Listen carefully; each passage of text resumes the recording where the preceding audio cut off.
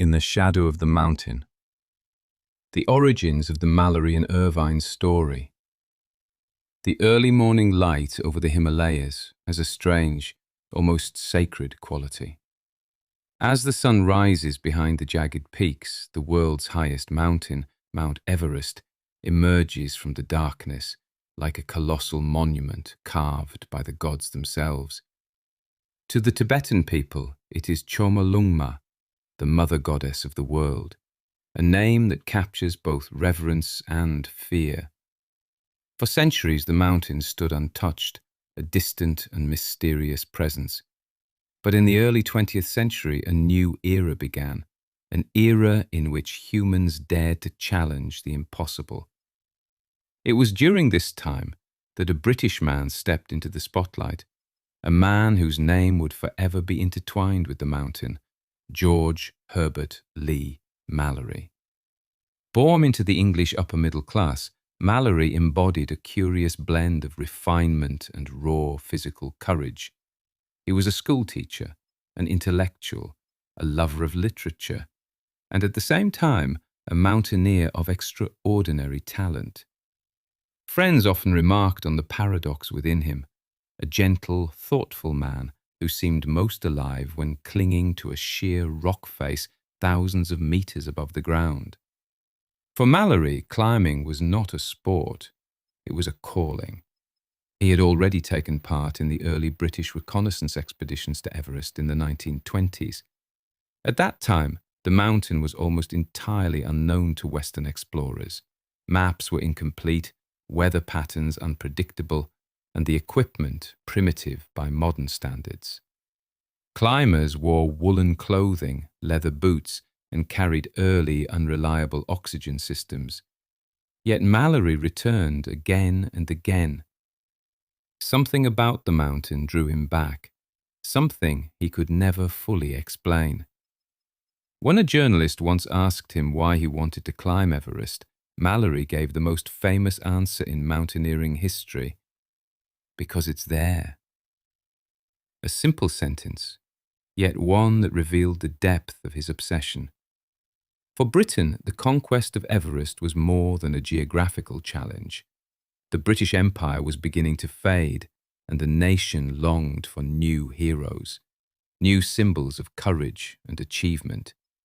Everest became a national project, a chance to reclaim a sense of glory. The Royal Geographical Society and the Alpine Club poured resources into the expeditions. Newspapers followed every development. The climbers carried not only their own dreams, but the hopes of an entire country. The 1924 expedition, however, was different from the previous ones. Among the team was a young man barely 22 years old, Andrew "Sandy" Irvine. Irvine was not an experienced mountaineer, but he possessed remarkable physical strength, mechanical skill, and an unshakable determination. The early oxygen systems were notoriously unreliable, and Irvine's technical expertise made him invaluable. His calm, modest personality quickly earned the respect of the team. Between Mallory and Irvine, a unique bond formed. Mallory, in his late 30s, seemed to take on a mentor-like role, while Irvine admired Mallory as one of the greatest climbers of their time. Their partnership would later become one of the most iconic duos in exploration history. Preparations for the expedition took months. Supplies were carried by porters and yaks to the base of the mountain, then hauled up to the higher camps. The climbers made repeated acclimatization trips to adjust to the thin air. The mountain revealed its harsh nature early on: brutal winds, freezing temperatures, and constant avalanche danger. Mallory knew this might be his last chance. Previous attempts had failed, and British support was waning. If they did not succeed in 1924, he might never return. Yet the pull of the mountain was stronger than any doubt. In early June, Mallory and Irvine prepared for their final attempt. The team watched as the two men set off toward the upper slopes, disappearing into the thin, icy air above 8,000 meters, the death zone, where the human body slowly shuts down. It was the last time anyone saw them alive.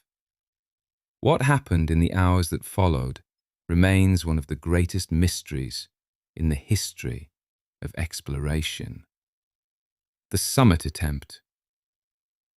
The final known hours of Mallory and Irvine. The morning of June 8, 1924, broke cold and eerily calm over the north face of Everest. The wind, which had howled relentlessly for days, finally eased.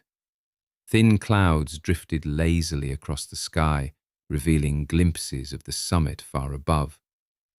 For the climbers in the high camps, this sudden stillness felt almost unnatural, like the mountain itself was pausing, waiting. George Mallory sensed the opportunity immediately. He had spent years studying the moods of Everest, and he knew how rare such a window could be. The previous days had been brutal. Fierce winds, freezing temperatures, and swirling snow that made even the simplest tasks exhausting. But now, for the first time in a long while, the mountain seemed to open up a door. Mallory and his young partner, Andrew "Sandy" Irvine, had already decided the night before that they would make their attempt. It was a bold choice. Some members of the team believed Irvine lacked the high-altitude experience needed for such a dangerous climb. But Mallory trusted him. Irvine's mechanical skill with the oxygen apparatus was unmatched, and Mallory knew that without reliable oxygen, the climb would be nearly impossible. That morning, the two men prepared in silence. The temperature hovered far below freezing, and every movement felt heavy and deliberate. They dressed in layers of wool and gabardine, pulled on their leather boots, and checked the oxygen sets, bulky, primitive devices that were as likely to fail as they were to function. Irvine tightened the valves, adjusted the straps, and tested the flow. Mallory packed the essentials: rope, ice axe, a few pieces of chocolate, a small camera, and a cherished photograph of his wife, Ruth. He had told friends he intended to leave the photo on the summit. At around 8 a.m., Mallory and Irvine stepped out of their tent and began the long, slow ascent toward the upper ridge. Their figures grew smaller as they climbed, until they were little more than dark specks against the vast white slope. The men remaining in Camp 6 watched them go, a mixture of hope and dread tightening in their chests. They knew the risks. Above 8,000 meters, the human body is dying.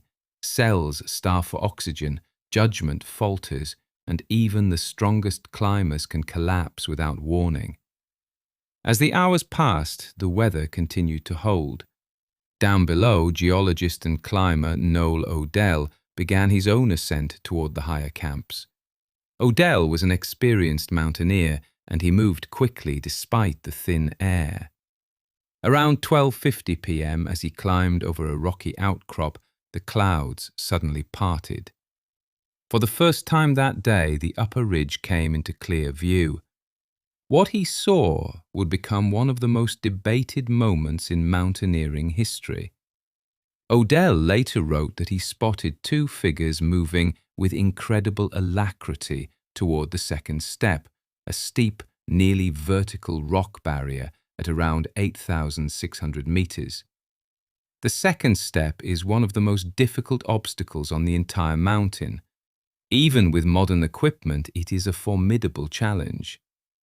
If Mallory and Irvine truly reached that point, they were astonishingly close to the summit. Odell watched them for only a few seconds before the clouds swallowed the ridge again. But those few seconds would echo through decades of speculation. Had they already climbed the first step? Were they approaching the second? Or had Odell misjudged their position entirely? The answers remain uncertain. What is certain is that this was the last confirmed sighting of Mallory and Irvine alive. As the afternoon wore on, the weather began to deteriorate. The wind picked up and clouds thickened around the summit. Odell pushed upward, hoping to catch another glimpse of the pair, but visibility collapsed into a swirling white void. He reached Camp 6 late in the day, exhausted and anxious. The tent was empty. Mallory and Irvine had not returned. Night fell over the mountain like a shroud. The wind roared across the ridge, tearing at the tents and filling the air with ice crystals. In the death zone, no one can survive long without shelter. The climbers in the camp knew this. They waited through the night, listening to the storm, hoping against hope that the two men would emerge from the darkness. But the mountain remained silent. The next morning, Odell searched the upper slopes, calling their names into the wind. There was no answer, no footprints, no equipment, no sign of life.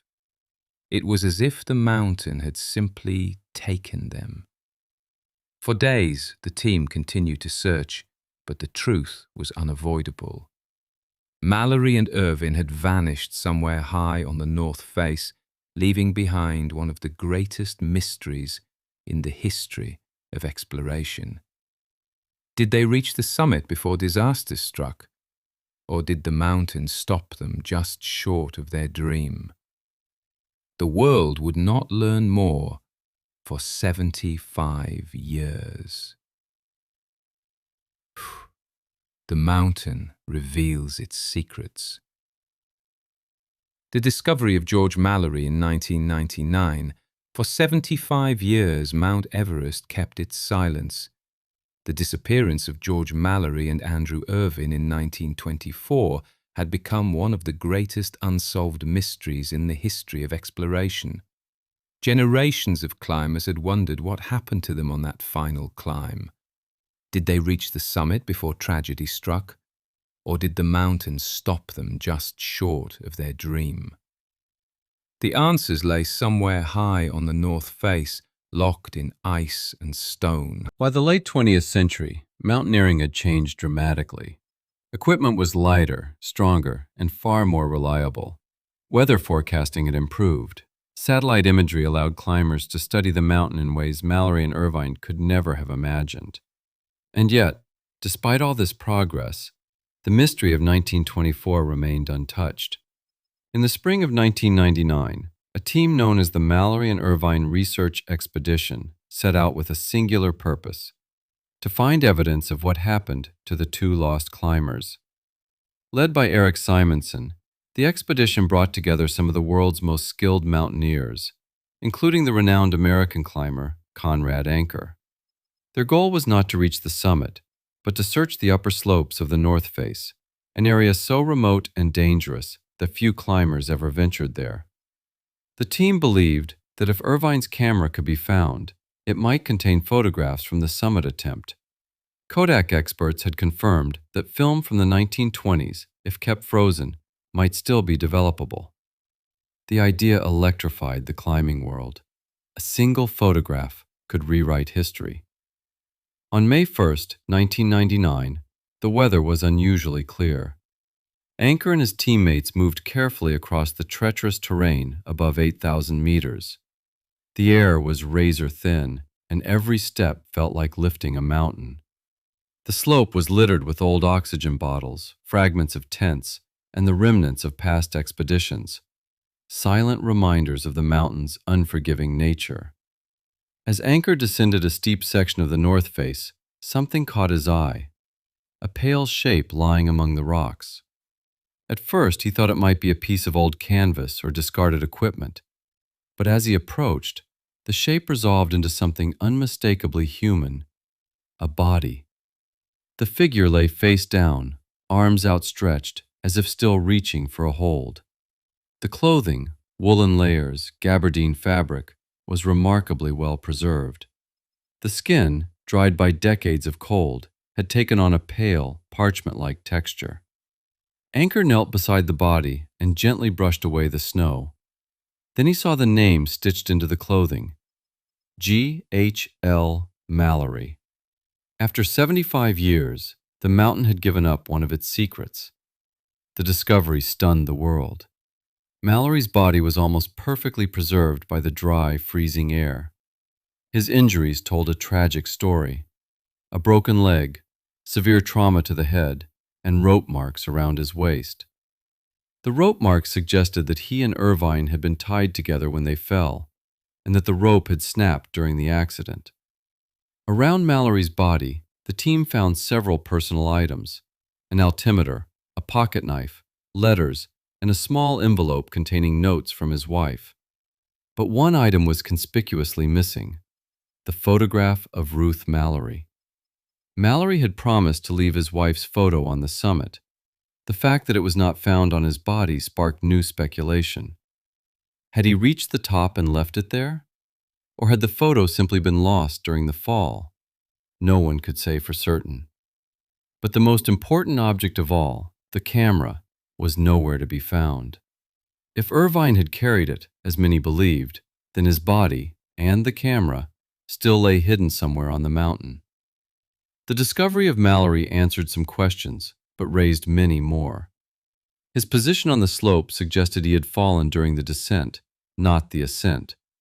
His injuries indicated a violent fall, possibly caused by a slip or a broken rope. But the exact location of the fall, and whether it occurred before or after reaching the summit, remained unknown. The mountain had revealed a piece of the puzzle, but not the whole picture. For the climbing community, the discovery was both heartbreaking and awe-inspiring. Mallory had not vanished into legend. He had been there all along, resting on the side of the mountain he loved so deeply. His story, frozen in time, reminded the world of the extraordinary courage and sacrifice of those early explorers. Yet one question still lingered, as haunting as ever. Where is Andrew Irvine?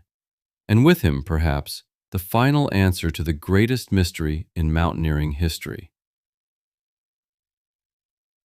The legacy of a legend. How Mallory and Irvine shaped the history of mountaineering. The story of Mount Everest is not only about reaching the summit, it is about the people who dared to dream of it long before it was possible, and about the sacrifices made in pursuit of something greater than themselves. Among all the climbers who have set foot on the mountain, few have left as deep and lasting a mark as George Mallory and Andrew "Sandy" Irvine. The disappearance in 1924 did not fade into obscurity. Instead, it became one of the most enduring legends in the history of exploration. When Sir Edmund Hillary and Tenzing Norgay finally reached the summit in 1953, the world celebrated. It was a triumph of human endurance and determination. Yet even in the midst of that triumph, a question lingered: quiet, persistent, and impossible to ignore. Had Mallory and Irvine already stood on the summit nearly 3 decades earlier? Hillary himself acknowledged the possibility. Many climbers who followed in Mallory's footsteps believed the same. The debate centered on one crucial obstacle: the second step, a nearly vertical rock wall at around 8,600 meters. Even with modern equipment, it is a formidable challenge. Could Mallory and Irvine have climbed it with 1920s gear? Some experts say no. Others argue that Mallory's exceptional skill and Irvine's strength made it possible. The truth remains elusive. The discovery of Mallory's body in 1999 reignited the debate. His position on the slope suggested he fell during the descent, not the ascent. His injuries indicated a violent fall, perhaps caused by a slip, perhaps by a snapped rope. The rope marks around his waist hinted that he and Irvine were tied together when the accident occurred. But the most tantalizing clue was the absence of Ruth Mallory's photograph, which Mallory had promised to leave on the summit. Had he fulfilled that promise? Or had the photo simply been lost in the fall? The mountain offered no answers. And then there was the missing camera. If Irvine carried it, and many believe he did, its film might contain the only definitive proof of whether they reached the summit. Kodak experts have said that if the camera is ever found, the film might still be developable. The idea that a single photograph could rewrite history continues to captivate climbers and historians alike. But the legacy of Mallory and Irvine extends far beyond the question of whether they reached the top. Their story embodies the spirit of exploration itself. Mallory's famous words, "Because it's there," have become a mantra for adventurers around the world. They capture something essential about the human condition, the desire to push beyond known limits, to seek out the unknown, to test oneself against the impossible. Irvine's legacy is equally powerful. Though young and relatively inexperienced, he possessed extraordinary determination and technical skill. His quiet strength and unwavering resolve made him an indispensable partner. His story reminds us that courage is not measured by age or experience, but by the willingness to step into the unknown. In the decades since their disappearance, countless climbers have attempted to retrace their steps. Some have tried climbing the second step using replicas of 1920s equipment. Others have searched for Irvine's body and the missing camera. Each attempt adds a new layer to the legend, but the core mystery remains untouched. Perhaps that is part of the story's enduring power. Some mysteries are not meant to be solved. Some legends grow stronger because they remain incomplete. Today, Everest is climbed by hundreds each year. Modern gear, fixed ropes, and commercial expeditions have transformed the mountain into something Mallory and Irvine would scarcely recognize. Yet even now, when climbers look up at the North Face, they feel the presence of those who came before them. The early pioneers who faced the mountain with little more than wool, leather, and sheer determination. Mallory and Irvine represent a different era, an era of raw exploration, when the world still held vast, uncharted spaces, and the boundaries of human possibility were still unknown. Their story is a reminder that the greatest adventures are not always the ones that end in triumph. Sometimes, they are the ones that leave us with questions, with wonder, and with a sense of awe. The mountain may have taken them, but it also immortalized them. Their names live on in the wind that sweeps across the North Ridge, in the snow that blankets the high slopes, and in the hearts of every climber who has ever felt the irresistible pull of the world's highest peak. The legend of Mallory and Irvine endures, because some stories are too powerful to fade, and some dreams are too great to die.